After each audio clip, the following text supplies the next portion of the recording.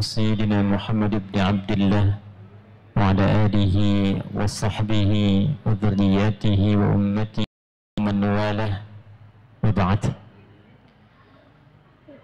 Jemaah sekalian, pertama saya meminta semuanya tenang dulu supaya kita memulai kajian ini dengan hati yang lapang. Sebab ilmu itu tidak akan mungkin kita raih dengan baik kecuali pertama kondisi kitanya tenang. Yang kedua, saya mengajak mari kita mensyukuri semua nikmat yang Allah berikan sampai detik ini kepada kita. Semoga semua amanah nikmat ini dapat kita jaga dengan baik sehingga mampu dipertanggungjawabkan saat pulang kepada Allah.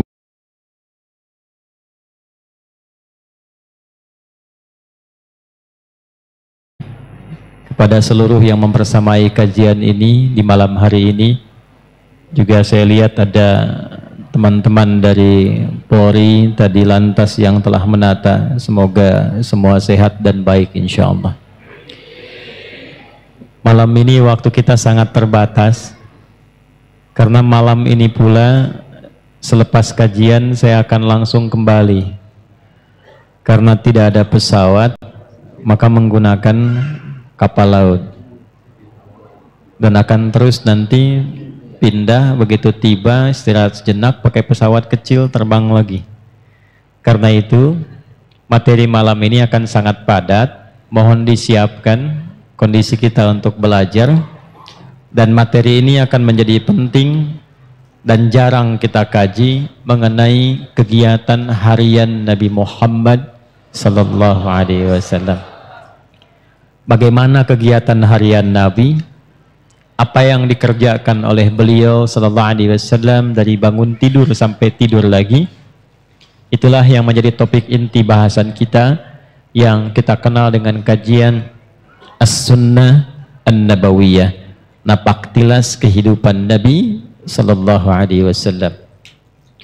Di pertemuan yang lampau kita telah belajar tentang cara bangun tidur Nabi sallallahu alaihi wasallam. Dan kita telah keluarkan juga hadisnya, khususnya yang disampaikan oleh sahabat junior Abdullah bin Abbas radhiyallahu taala anhuma, yang dikutip keterangan ini oleh Imam Abu Daud dalam kitab Sunannya nomor hadis 1367. Kita telah bahas dan perkirakan kurang lebih kalau dikonversi jam berapa Nabi Muhammad sallallahu alaihi wasallam bangun kalau tengah malam. Kana an-nabiyyu sallallahu alaihi wasallam idza istayqadha min naumihi, adalah kebiasaan Nabi sallallahu alaihi wasallam jika bangun dari tidur di malam harinya. Pas tengah malam, kadang kata beliau lebih sedikit atau kurang sedikit. Jadi kalau kita ambil di pertemuan lalu, patokannya kurang lebih lah kalau kekinian di 1:30 jam 2 seperti itu. Standarnya demikian. Lebih sedikit berarti ke jam 3, kurang sedikit ke jam 1 kurang lebih.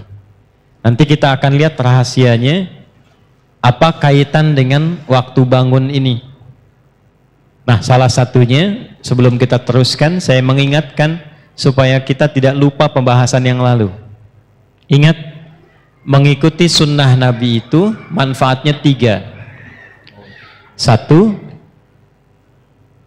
ketika kita ikuti sunnah Nabi Muhammad SAW dengan diniatkan mengerjakan itu, bukan sekedar beraktivitas, tapi diniatkan mengikuti Nabi, seketika dituliskan langsung pahala. Jadi punya nilai akhirat. Begitu kemudian kita niatkan, saya bangun tidurnya ingin mengikuti petunjuk Rasulullah. Jadi begitu bangun diikuti, dituliskan pahalanya.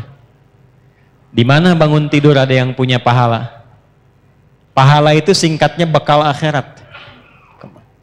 Jadi kan pindah tempat beda bekal ya. Ini gambaran gampangnya. Tadi siang saya sampaikan di Metro. Kalau kita sekarang berada di Lampung, di Indonesia, mau ke Amerika, hukum di Amerika dengan di Indonesia sama tidak? Tidak. Kemudian ada yang berangkat umrah ke Saudi, mata uang yang dipakai sama tidak? Hukumnya sama tidak? Nah, ini kaidah standar, pindah tempat, pindah hukum. Kebiasaan di Lampung dengan kebiasaan di Sumatera bisa berbeda, di Kalimantan bisa berbeda. Maka muncul apa yang disebut dengan kaidah al-'adatul muhakkamah. Kebiasaan di satu tempat menghadirkan hukum baru yang berbeda dengan tempat lain. Nah, kaidah ini kita pakai untuk menerapkan itu pada alam yang akan kita jumpai setelah meninggal. Jadi masih di dalam dunia, kan Lampung dengan Amerika sama-sama dunia. Lampung dengan Kalimantan sama-sama dunia, ya kan? Jelas ya? Sama-sama dunia saja, beda tempat, beda hukum. Sekarang kita akan meninggalkan dunia dan diviralkan di toa Masjid Ad-Du'a, telah meninggal dunia, ya kan? Bisa si fulan gitu ya. Telah meninggal dunia, artinya meninggalkan dunia ini berpindah ke tempat baru. Dan jangan dipahami ketika pindah tempat itu bekalnya sama, karena kalimat kitanya sudah mendeklarasikan dengan fitrah meninggal dunia, artinya meninggalkan semua yang dilakukan, dikerjakan, dan ini poinnya, dilekatkan dalam kehidupan dunia. Ini baju nih, ini dunia ya, ini minuman, makanan, dunia. Jadi ketika ditinggalkan, ini tidak berlaku di alam yang baru. Handphone ini dunia, sebagus apapun. Antum pindah dari dunia ke alam baru, barzakh namanya. Tempatnya disebut dengan kubur. Pertanyaan saya, handphone sebagus-bagusnya itu ikut gak ke alam kuburnya? Nah, beda hukum. Sayang kalau kangen nanti miskol aja ya, kalau papa meninggal. Nggak bisa. Mau miskolanya khairayyarah, mau syarrayyarah, tidak akan bisa masuk. Ya. May ya'mal mithqala dzarratin khairayyarah, ya? Ataupun syarrayyarah. Minuman juga begitu. Apa yang berlaku di dunia tidak berlaku di alam kubur, apalagi di akhirat. Alhamdulillah. Maka balik bertanya, apa bekal saat kita nanti berpulang kepada Allah saat meninggalkan dunia ini? Maka diberi rumus. Ya, diberi rumus. Apa rumusnya? Pekerjaan kita yang dikerjakan di dunia itu disebut amal namanya. Semua amal itu saat dikerjakan akan punya nilai akhirat, dipandang baik oleh Allah. Bila perbuatan itu dipandang baik oleh Allah, maka seketika dia punya nilai akhirat. Sesuatu yang dipandang baik oleh Allah singkatnya disebut salih. Maka pekerjaan kita, amal kita, jika saat dilakukan bersamaan dengan itu punya nilai akhiratnya, pastikan semua amal itu punya sifat salih. Amal bertemu salih disebut dengan amal saleh. Nah, amal saleh itu maksudnya saat dikerjakan, dunianya dapat perbuatan itu, hasilnya ada, akhiratnya pun dituliskan. Itu yang dimaksudkan. Kalau orang cuma melakukan amal tanpa saleh, rugi dia. Allah kasih 24 jam nih dalam sehari. Kerjakan dunia terus, tapi tidak ada investasi akhiratnya. Itu disebut oleh Al-Quran sebagai manusia rugi. Bahkan turun satu surah 103. Ya. Manusia yang beraktivitas namanya disebut insan. Manusia yang berdasarkan kecenderungan nafsunya disebut dengan bashar. Manusia dengan karakter lembutnya disebut dengan ins. Manusia dengan sifat sosialnya disebut nas. Manusia berdasarkan keturunannya disebut dengan Bani Adam. Ketika Allah menyebutkan manusia, nama terkait aktivitasnya disebut kalimat insan. Wal asr.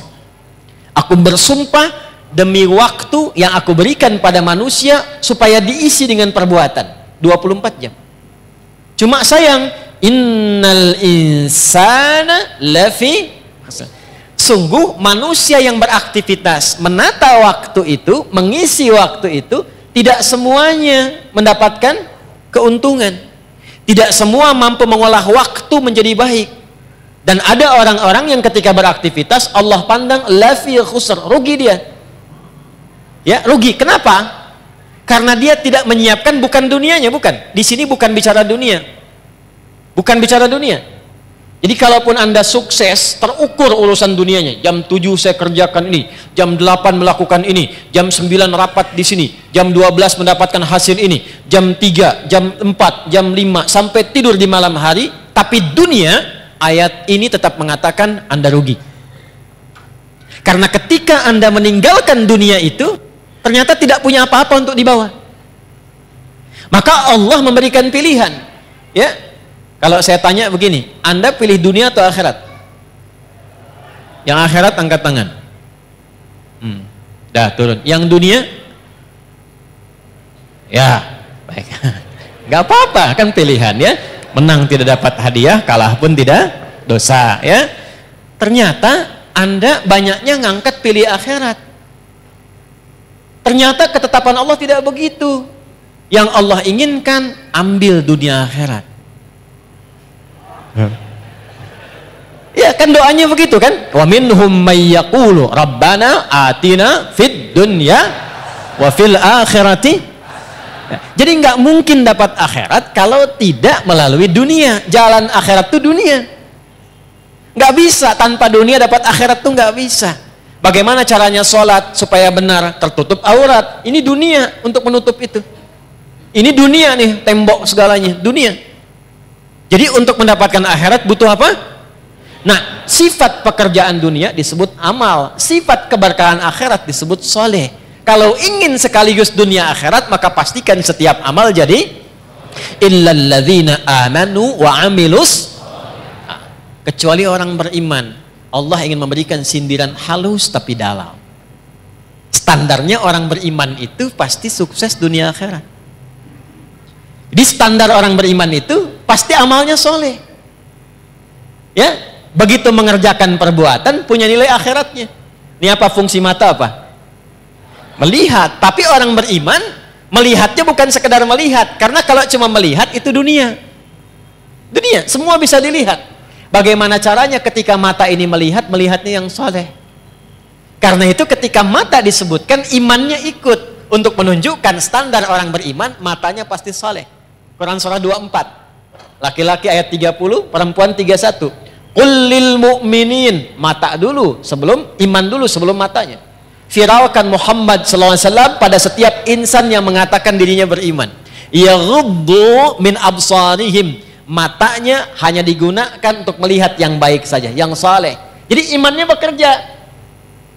Nanti kelihatan ngeceknya. Nanti pas mau pulang, kan sendal banyak tuh di luar ya. Yang soleh itu langsung, itu sendal kamu, yang lain jangan dilihat. Nah itu mata soleh. Mata salah beda ya, yang bagus yang itu tuh cepet ya. Itu poin, dari mata turun ke lisan dulu, langsung ke hati aja, ke lisan. Nah lisan kalau pakai iman, maka bicaranya jadi amal soleh, bukan sekedar bicara. Sekarang yang bicara banyak. Saya bingung kenapa mudah sekali mencela orang, mudah merendahkan orang. Itu bukan tipikal insan beriman. Lisan insan beriman itu standarnya, imannya dulu baru lisannya. Quran surah 49 ayat 11, ya ayyuhalladzina amanu, iman dulu sebelum lisan. La yashar qaumin qaum, standar lisan orang beriman tidak mudah mencela. La yaghtab ba'dukum ba'da, tidak bikin hoax, tidak mudah menggibah, tidak mudah membicarakan keburukan orang lain. Saya tidak begitu Ustaz, bagus, tidak seperti orang itu tuh, orang itu mah. Itu lisan beriman. Itu standar teman-teman, standar. Jadi kalau ada kehilangan itu sekarang, mengaku beriman mudah menjatuhkan orang dengan lisan, mudah mencela, berarti ada masalah dalam imannya, di bawah standar itu. Ya sebentar. Ya betul, tuh kan bayi juga protes tuh. Nah sekarang untuk mengembalikan itu dari ujung kepala sampai ujung kaki supaya benar jadi amal saleh, lisan ini ketika bicara baik itu bukan sekedar dapat keberkahan dunia, tuliskan pahala akhiratnya. Ya, pahala akhiratnya dapatkan. Yang paling menarik nanti, dunia dapat, akhirat dituliskan. Itu satu, pola mengikuti Nabi. Dua, saya agak cepat. Orang yang membiasakan diri beraktivitas mengikuti kegiatan Nabi, maka Allah akan merubah orang itu menjadi orang baik yang punya sifat keteladanan. Langsung jadi teladan. Dalilnya apa? Quran surah ke-33 ayat 21. Laqad kana lakum fi rasulillahi uswatun. Dan sungguh jangan ragu, telah aku tetapkan pada kepribadian Rasulullah sallallahu alaihi wasallam itu suri teladan yang baik. Ada qudwah, ada uswah, itu berbeda. Qudwah, teladan, bisa diikuti, tapi yang mengikuti belum tentu jadi teladan lagi. Uswah, teladan, ketika diikuti, yang mengikuti ini otomatis jadi teladan di eranya. Contoh, Abu Bakar itu siapa masuk Islam? Tapi setelah masuk Islam, diikuti Nabi, gaya Nabi, perilaku Nabi, sepeninggal Nabi, jadi teladan. Umar siapa sebelum masuk Islam? Baca sejarahnya. Bagaimana pergaulannya, apa yang diminumnya. Setelah masuk Islam, imannya merubah beliau menjadi lebih baik, diikuti pola hidup Nabi, beliau viral namanya sampai sekarang. Alhamdulillah. Dan tidak usah jauh-jauh ke era kita sekarang. Ulama-ulama, tokoh-tokoh, kan? Yang baik-baik, yang mengikuti pola Nabi Sallallahu Alaihi Wasallam. Silahkan kalau nggak percaya. Dari bicaranya coba ikuti cara bicara Nabi. Dari berjalannya ikuti jalannya Nabi. Sifat lembutnya ikuti lembutnya Nabi. Jangankan kita mendapatkan kebaikannya, di saat yang sama kita menjadi teladan di bidangnya. Apapun itu. Makanya hanya Nabi Muhammad Sallallahu Alaihi Wasallam yang diberikan oleh Allah kesempatan untuk mempraktekkan semua bagian inti kehidupan manusia. Anak beliau jadi anak, suami jadi suami, kemudian maaf, suaminya pun diperkenankan istrinya lebih daripada 4. Kenapa? Saya pernah sampaikan termasuk di sini, karena seluruh istri Nabi itu mewakili semua karakter perempuan di muka bumi. Jadi nanti kalau antum pulang ke rumah tinggal dicek istri antum mirip siapa. Hah? Lihat tuh. Kalau Sayyidah Khadijah agak jarang tuh. Begitu dilihat setengah masalah hilang. Ya, Sayyidah Khadijah dengar kata-katanya masalah hilang betulan. Antum lihat istri tambah masalah, repot. Ya. Nah, maka berlatih. Jadi ayah, figur. Jadi kakek, figur. Jadi pemimpin, figur. Pedagang, figur. Perawat yatim, figur. Jadi tetangga, figur. Tetangga Nabi. Sekarang tetangga masa gitu. Ya. Dulu semua jadi contoh. Nah ini poin. Yang telah kepada orang itu. Turun cinta Allah. Ini yang mahal. Di antara amalan yang cepat mendapatkan cinta Allah itu salah satu amalan yang intinya mencoba meneladani keutamaan Rasulullah SAW. Itu begitu dikerjakan, walaupun mungkin awalannya sederhana, tapi kita sedang mencoba mendapatkan cinta Allah Subhanahu Wa Taala. Apa dalilnya? Quran surah ketiga Ali Imran di ayat ke-31. Qul in kuntum tuhibbunallaha fattabi'uni yuhibbukumullah. Katakan Muhammad, viralkan kepada umatmu, siapa yang serius mencintai Allah, buktikan cintanya dengan mengikuti petunjuk Nabi Muhammad SAW. Ikuti kebiasaannya. Bukan hanya sholatnya, awas. Sholatnya seperti sholat Nabi, bagus. Akhlaknya kayak Nabi enggak? Jangan sampai sholatnya ritual diikuti, tapi hikmah sholatnya enggak dipraktekkan. Inna sholata tanha anil fakhsya. Katanya sholatnya pakai dalil, tapi lisannya fahsya, manfaat sholatnya nggak ada. Tangannya mungkar, manfaat sholatnya nggak ada. Itu poinnya. Jadi semua aspek bagian kehidupan kita ketika diikutkan mengikuti Nabi, bukan hanya sholatnya, tidurnya, jalannya, berpakaiannya, bahkan mau masuk toiletnya, keluar toiletnya, saat yang sama Allah menurunkan cintanya. Kalau sudah cinta Allah diturunkan, maka semua akses dibuka, semua salah ditutup. Dosa diampuni, wa yaghfir lakum dzunubakum. Diampuni dosa itu artinya dijaga hidup kita dari perbuatan-perbuatan salah, apapun pekerjaan kita selama hidup. Jelas sampai sini? Paham? Nah, pertemuan lalu kita sudah belajar tentang cara bangun tidurnya Nabi SAW. Maksud saya, evaluasi dulu sebelum kita melanjutkan pada pembahasan berikutnya. Sampai detik ini Anda datang di tempat ini, berapa dari bagian yang sudah saya jelaskan yang sudah kita amalkan?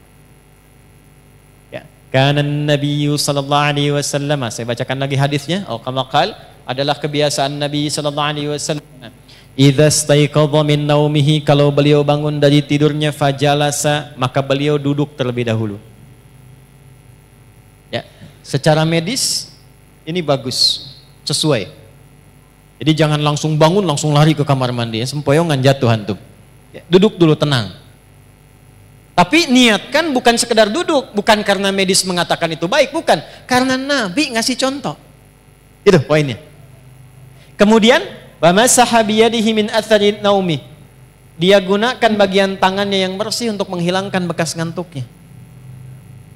Di walaupun bangunnya setengah dua, duduk dulu. Kan dalam duduk itu yang tenang kadang-kadang kan masih begini, ya.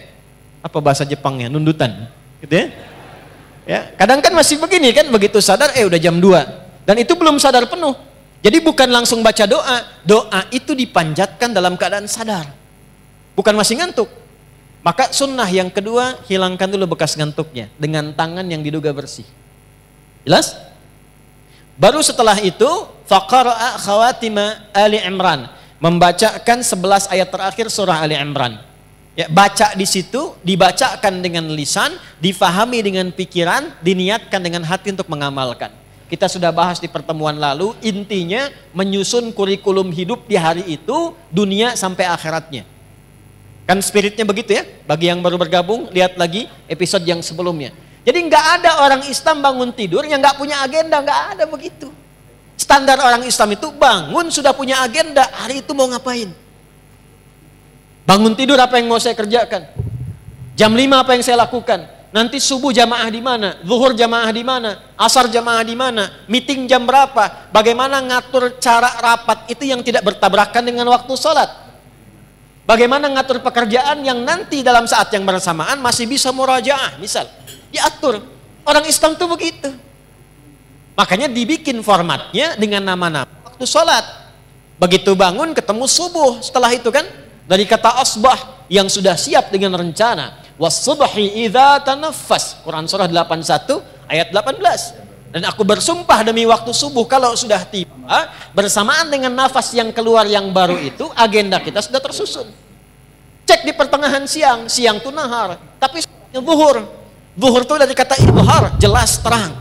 Sudah jelas belum hasilnya? Jadi ibadah enggak? Atau cuma dunia saja? Evaluasi lagi. Kalau masih ada yang sulit, datang ke masjid, sholat, minta kemudahan. Kalau cuma dunia, tobat, datang ke masjid, dapatkan cinta Allah. Maka muncullah kemudian asar. Ingatkan jangan sampai rugi.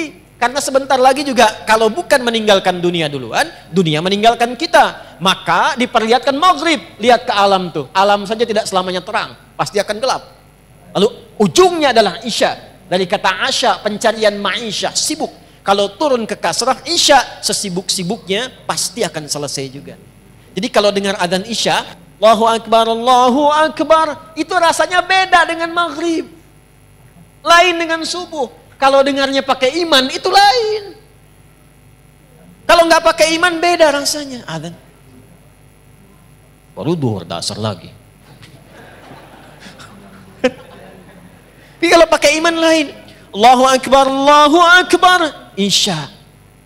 Adi, sesibuk-sibuk ya kamu pasti akan pulang. Apa yang sudah kamu siapkan untuk pulang? Pasti terpejam matamu setelah ini.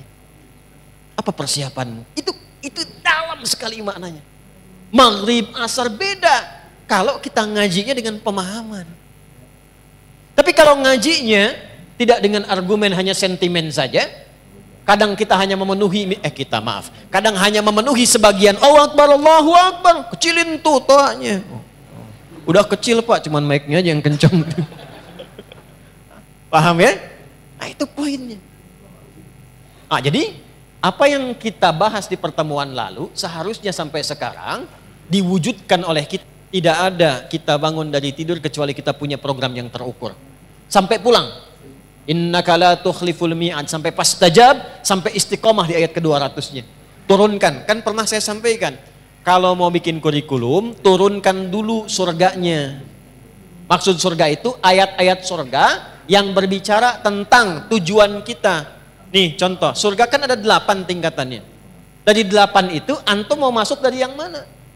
Dulu sahabat begitu. Nanti baru jadi profesi.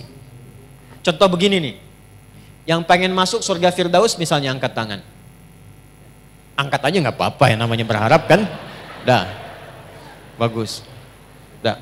Dah, ngangkatnya begini aja, nggak usah begini, nggak usah. Gini. Dah.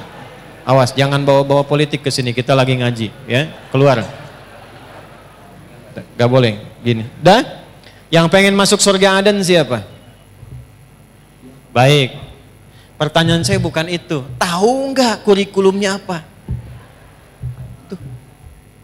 Pengen masuk surga Firdaus, amalannya apa? Sifatnya apa? Nah, caranya begini. Sahabat tuh diajarin Nabi begini. Kamu pengen ke Firdaus, turunkanlah karakteristik surga Firdaus, amalannya apa? Nanti turunkan ke bumi, profesi apapun jangan tinggalkan amalan itu. Contoh, ada orang yang disifati oleh Allah di surah Al-Mu'minun, surah 23.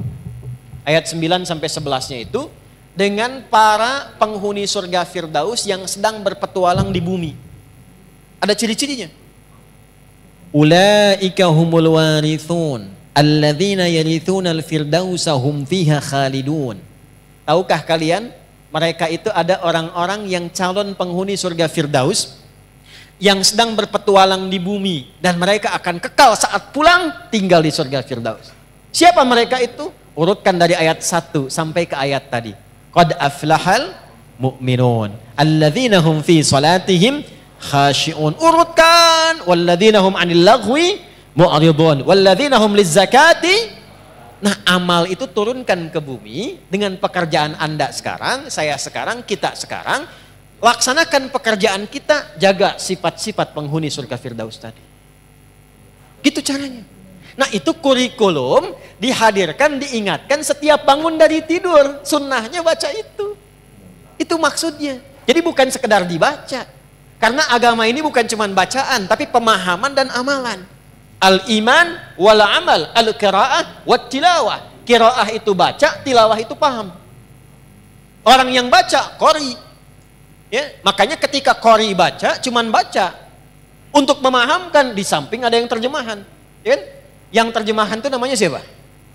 Sari tilawah. Karena yang pertama kali menerjemahkan Busari, Sari tilawah. Kalau Pak Sabil tilawah mungkin ya. Nah, Arabnya itu tilawah saja, tidak pakai sari. Tilawah maksudnya baca, pahami, amalkan. Cuma mungkin di kita yang pertama kali menerjemahkan namanya Busari, maka disebut Sari tilawah. Itu maksudnya. Dah, sekarang sudah selesai. Urutannya begini. Urutannya sudah bangun, sadar, siap kurikulum, baru berdoa. Alhamdulillahilladzi ahyana ba'dama amatana wa ilaihin. Perhatikan korelasi kurikulum tadi dengan doa yang kita bacakan. Dikhawatirkan baca itu bagus tapi nggak tahu artinya. Padahal itu komitmen. Terima kasih ya Allah yang telah memberikan saya kesempatan untuk menjalani hidup hari ini. Mungkin saja engkau wafatkan aku dalam tidur bila sesuai ajal. Terima kasih engkau berikan aku kesempatan lagi beraktivitas. Perhatikan. Wa ilaihin nusyur. Dan aku berjanji untuk cari bekal lebih baik di hari ini sebagai persiapan kembali kepadamu. Balik ditanya persiapannya apa? Ayat tadilah yang kita keluarkan sebagai kurikulum. Supaya minta persetujuan dari Allah agar dimudahkan, dilancarkan, kalau kerja karirnya naik, kalau mengawali dibimbing supaya tidak berbuat maksiat, tak perlu nyogok, menyingkirkan, menyungkurkan orang lain, tak perlu berbuat dan merendahkan orang lain. Kemudian kalau punya masalah diselesaikan, kalau diganggu ditolong oleh Allah. Maka sejak bangun itu dicontohkan oleh Nabi.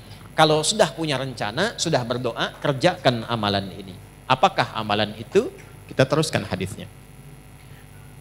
Halo? Thumma dhahaba ila shinin mu'allaqah. Kemudian Nabi memberikan contoh pergi ke tempat tertutup fatawadda, lalu berwudu. Wudu sudah pernah saya contohkan di fikih sholat dulu ya. Ini tidak perlu diulang lagi di sini. Sehingga nanti teman-teman yang baru bergabung lihat episode sebelumnya. Ada tambahan? yang suami istri sudah bergaul, kemudian mandi terlebih dahulu. Dan saya sudah bikin video khusus tentang mandi janabah. Ya, bahkan saya praktekkan masih pakai baju tuh bersih dengan air itu ya. Silahkan dicek, itu sudah saya tunjukkan. Sekarang amalan apa setelah wudhu itu yang saat kita mengamalkannya dibawalah kurikulum tadi, dimintakan kepada Allah kemudahan dan segalanya. Yang hebat saat itu dikerjakan, langsung Allah jamin 4 hal yang tidak diberikan kepada orang bahkan muslim, bahkan orang beriman, mengerjakan sholat 5 kali dalam sehari, menunaikan zakat, mengerjakan umrah, melakukan haji, rajin puasa, tapi tidak mengerjakan amalan ini, tidak mendapatkan 4 keutamaan ini. 4 keutamaan itulah didapatkan di Quran dulu, dalilnya pakai Quran dulu. Quran surah ke-17 Al-Isra di ayat 79 sampai dengan ayat 80-nya. Saya bacakan cepat. Wa minal laili fatahajjad bih nafilatal laka. 1. Asa an yab'atsaka rabbuka maqaman mahmuda. 2. Wa qur rabbi adkhilni mudkhala sidq. 3. Wa akhrijni mukhraja sidq. 4. Waj'alni min ladunka sultanan nasira. Lihat kaitannya dengan kurikulum tadi. Saya agak cepat nguraikannya begini ya. Sebentar. Waktu kita terbatas, tolong fokus dengan baik ya.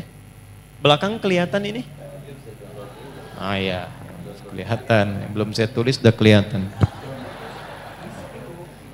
Imannya kuat banget belakang tuh. Nah, ini saya urutkan ya, diagramnya begini, bangun. Bangun tidur. Siapa yang bilang tadi itu? Mau tidur, tidur lagi. Mau tidur doa, kan sudah Nabi nih. Bangun tidur, ya, duduk, hilangkan bekas ngantuk.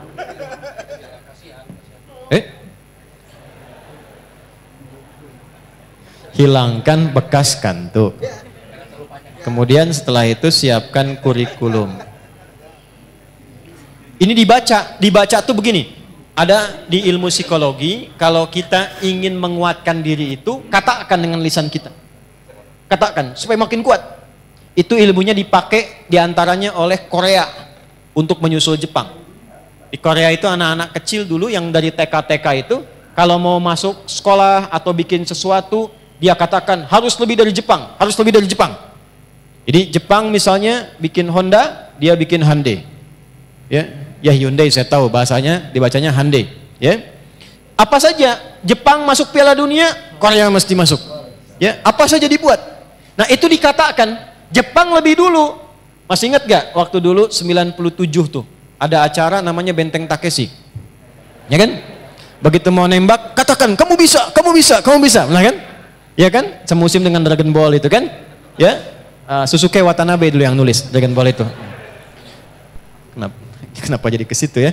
Nah ini bacakan, katakan Quran surah 3 ayat 190 sampai 200. Tapi saat dibaca itu kita sudah siapkan pekerjaan kita kan beda-beda. Tapi sifatnya sudah diturunkan. Setelah itu baru doa. Alhamdulillahilladzi ahyana ba'dama amatana wa ilaihin. Nah, setelah berdoa dan mengatakan wa ilaihin nusyur, barulah adabnya dicontohkan oleh Nabi. Bawa kurikulum ini, bersihkan diri dulu, wudhu dengan baik, tunaikanlah kemudian amalan yang disebut dengan tahajud. Ya. Di tahajud ini bukan amal biasa. Ini penting. Ini rahasia di antara kita ya. Kita aja nih malam ini. Shh. Tahajud itu amal yang tidak pernah ditinggalkan Nabi, bahkan dalam sakit dan misi militernya. Shh.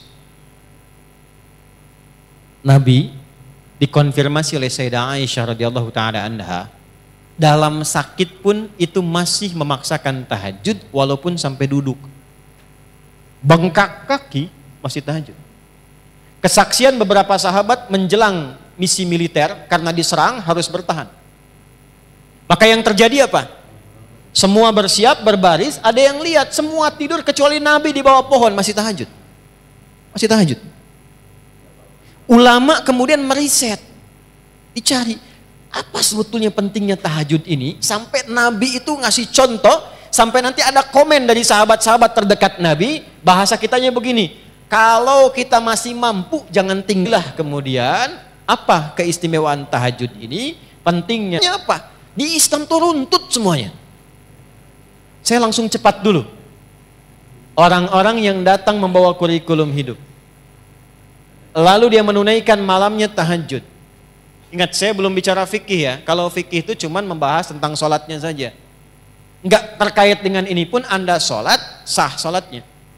Tapi kalau kita menginginkan hikmah, ada keberkahan di balik tahajud yang terkait dengan kehidupan kita, pahami ininya dulu. Kalau ngajinya enggak begini, enggak masuk. Jelas ya? 1. Asa ayyab'athaka rabbuka maqaman mahmuda. Orang yang konsisten, ingat konsisten. Ya, bukan malam ini tahajud, besok tidak. Besoknya tahajud, besoknya tidak. Kenapa kamu begitu? Ah, saya melihat ada puasa Daud, mungkin ada tahajud Daud juga gitu kan. Itu tidak demikian. Dia jaga tiap malam, maka 1, Allah akan angkat derajatnya. Kalau di dunia itu karirnya atau pekerjaannya, kalau di akhirat itu tingkatan surganya. Maqaman mahmuda, di tempat terbaik yang orang pun semua memahami dia memang layak. Contoh, karir. Ada orang pengen dapat jabatan nyogok? Ada yang menyuap? Ada enggak orang sudah dapat jabatan tapi orang lain nyoal? Dia enggak layak di situ, ada? Amalan ini membimbing pelakunya, apapun pekerjaannya, diangkat oleh Allah ke tempat tertinggi dan orang semua paham, pantas memang dia ada di situ. 1. Jelas? Dan 2, ini yang menarik. Wa qur rabbi adkhilni mudkhala sidqin. Perintah dari Allah, katakan, Rabbi adkhilni mudkhala sidqin. Ya Allah, bimbing hamba mengawali aktivitas ini dalam bimbinganmu dengan cara yang terbaik. Orang yang rajin tahajud, pekerjaannya dibimbing Allah. Insya Allah. Ya. Ada orang skripsi dibimbing dosen pinter banget. Rumah tangga dibimbing. Seakan-akan gak punya masalah. Begitu ada masalah, di tiap masalah. Bukan gak punya masalah. Kadang-kadang masalahnya banyak, sama. Antum jangan kira seorang kiai, ustadz kayak saya gak punya masalah. Banyak masalah. Apa nggak banyak tuh? Ya. Kalau kita tidak mendekat kepada Allah, tidak bangun komunikasi, tidak tersambung, nggak mudah, nggak mudah. Jadi kiai itu nggak mudah, nggak bisa pensiun, ya, nggak boleh menyembunyikan ilmu, ngajar nggak boleh cari dunia, nggak boleh saya mikirin amplop. Doa besar nih, kalau tebal itu sahih, kalau tipis dhaif, tipis tapi banyak sahih li ghairihi.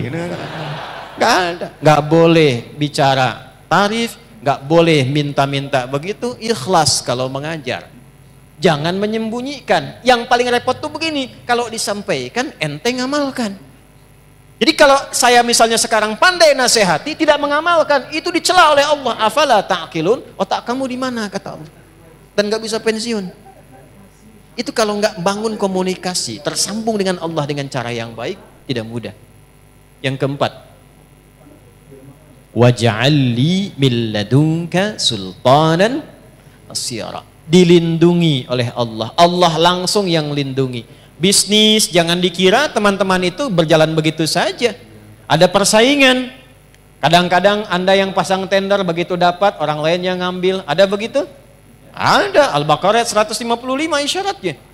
Ada yang tiba-tiba dijegal, ada yang tiba-tiba begini begitu. Ini dekati amalannya. Jadi begitu kita menunaikan tahajud, bukan persoalan detilkan sekarang, bukan. Kurikulum kita apa nih kegiatannya? Antum pekerjaan apa?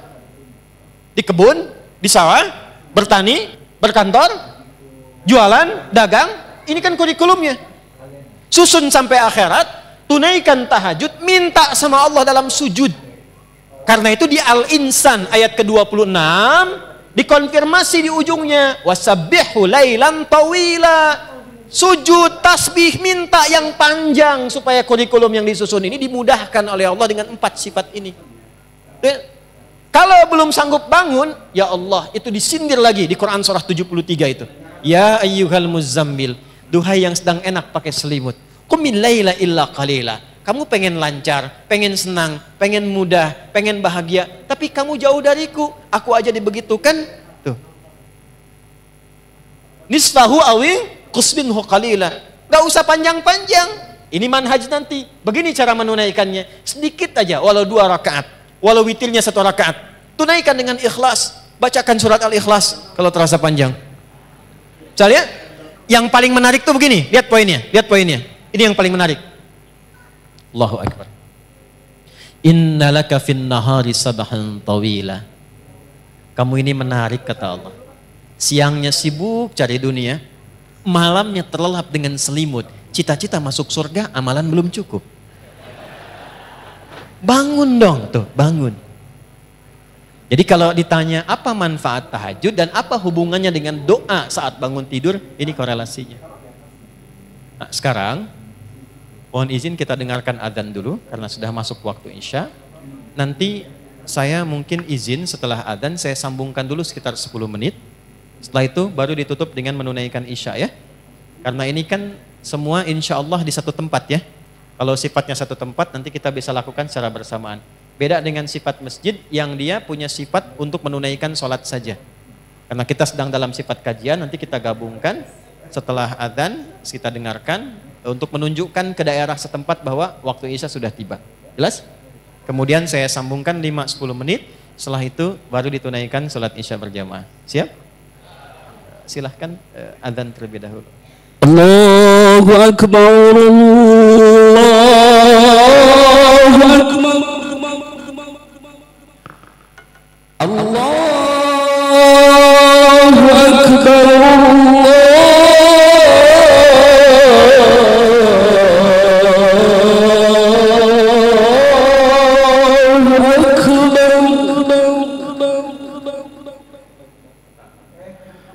Ashhadu an la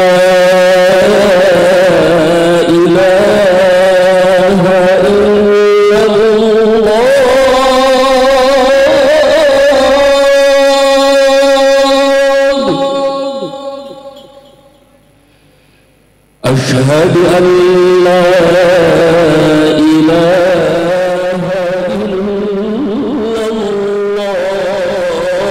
الله